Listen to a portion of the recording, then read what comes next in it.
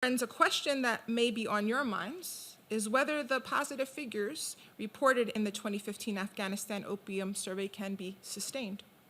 It is imperative that we recognize the fact that the answer to this question is really up to all of us. Whether we can sustain meaningful progress depends on the resolve both of the Afghan government and on the international community, which must devote the needed resources and make a long-term commitment to addressing a threat that imperils all our societies. UNODC stands ready to support these efforts as always. And now, it is my honor to invite Ambassador Saikal to deliver opening remarks. For those of you who have not yet had the privilege of meeting His Excellency, I would like to note that in addition to his distinguished career as a diplomat, including the First Class Merit Award from the President of Afghanistan and the Best Ambassador Award from the Minister of Foreign Affairs, he, as I mentioned earlier, brings with him some 2 decades of international development experience with governments, international organizations, the private sector, and civil society. Excellency, you have the floor. Thank you. Ms. Munsevian, Dr. May, Excellencies, ladies and gentlemen, please allow me to thank UNODC for the invitation to be part of this important event on the occasion of the launch of Afghanistan's Opium Survey 2015. Countering opium cultivation, drug trafficking, and consumption have been a serious challenge for the government of Afghanistan and for the international community at large.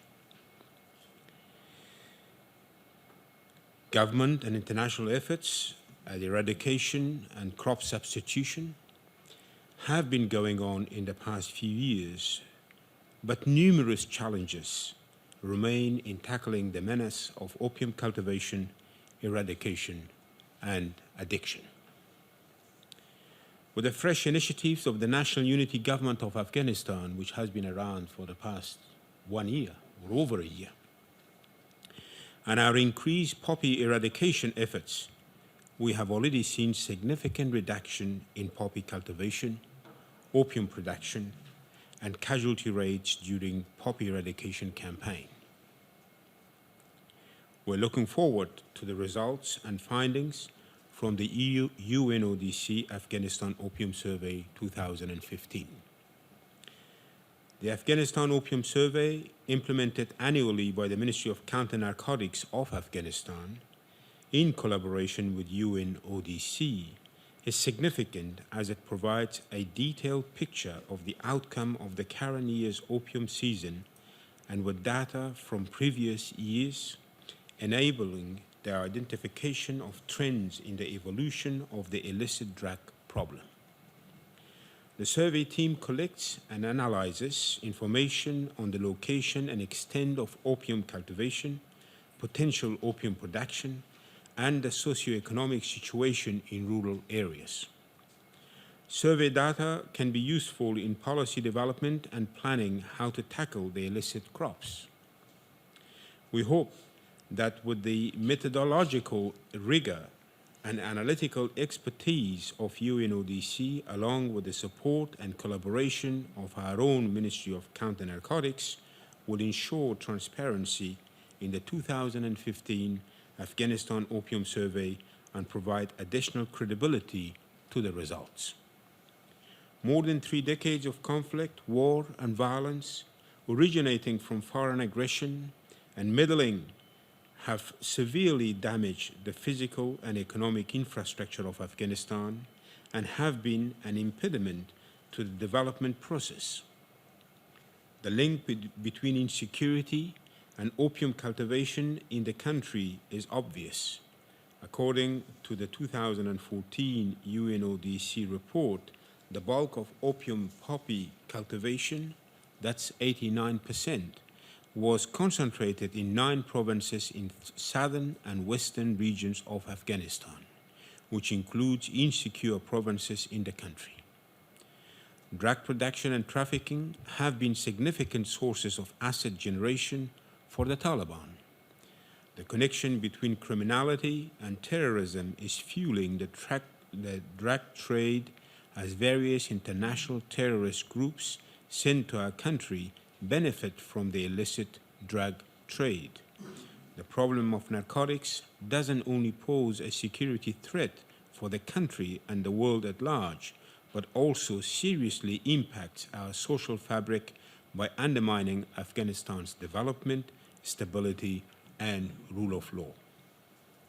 The scourge of drug addiction and dependency, particularly among the most vulnerable population in Afghanistan, remains a major challenge for us and has increasingly threatened the health and stability of our people, especially youth, and drained communities of economic and human resources. The 2014 UNODC report of the impact of drug use on users and their families in Afghanistan presents the devastating impact of drug addiction in Afghan society. Grinding poverty, lack of viable employment opportunities, and ongoing conflict in parts of the country has significant effect on drug usage. The consumption of heroin and other opiates in Afghanistan doubled between 2005 and 2009. Its adverse effects are felt across the society. According to a recent survey, 11% of the Afghan population uses drugs, one of the highest drug use rates in the world. The government of Afghanistan has drafted the Afghanistan's National Drug Action Plan, which is a culmination of the efforts by the new government to address opium production and trafficking, corruption, and economic crime. The plan integrates alternative development, eradication, interdiction, and drug treatment and prevention programs into a broad effort by the government to further good governance, economic development, security, and stability. We can assure our friends and regional countries that we have the necessary political will and resolve to put this plan into action very soon. Despite the efforts by the government and international partners like UNODC to counter the drug issue, it must be noted that the drug economy in Afghanistan is part of a multi-billion-dollar business that links cultivators, traffickers, and consumers, and is a major financier for the Taliban and other extremist groups, who are the main profiteers of this illegal trade. Last year, the value of the opiate economy in Afghanistan amounted to $2.04 billion, accounting to about 13% of the national GDP, according to UNODC reports. A comprehensive counter-narcotic strategy should focus not only on poverty and insurgency, but also on tackling the menace of black market economy. The drug economy in Afghanistan is integrated in the global economy, fueled by global demands, and this issue remains a common and shared responsibility that should be addressed through effective and increased international cooperation. The global narcotics problem demands an integrated, multidisciplinary, mutually reinforcing, balanced, and comprehensive approach to supply and demand reduction strategies. Hence, increased cooperation between Afghanistan, its neighbors, and international partners is essential for an effective drug eradication strategy by taking into consideration existing challenges and regional realities.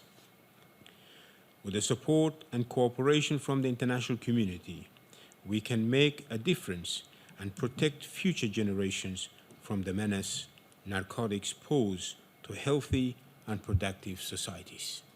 Before I end, let me thank the governments of Germany, Norway, and the United States for funding this very useful survey, which is about to be launched. We look forward to the UNODC 2015 Afghanistan Opium Survey. I thank you very much. Thank you, Excellency, for your remarks. And I recall it was about a year ago, almost today, that I was sitting with colleagues in the permanent mission here, and we were talking about access to legal aid and the important work on rule of law that the new government had an interest in intensifying, as well as the work on counter-narcotics. And the first UN official who met with both the chief executive and the president was Yuri Fedotov, the executive director of UNODC, because there was the invitation from the government for him to come